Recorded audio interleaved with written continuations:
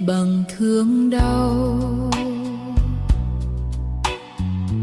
Nếu biết yêu rồi để buồn cho nhau, nếu mình không quen biết nhau, nếu mình không trao cánh thư thì không bước vào sâu nhớ. Nếu biết tình yêu phũ phàng anh ơi,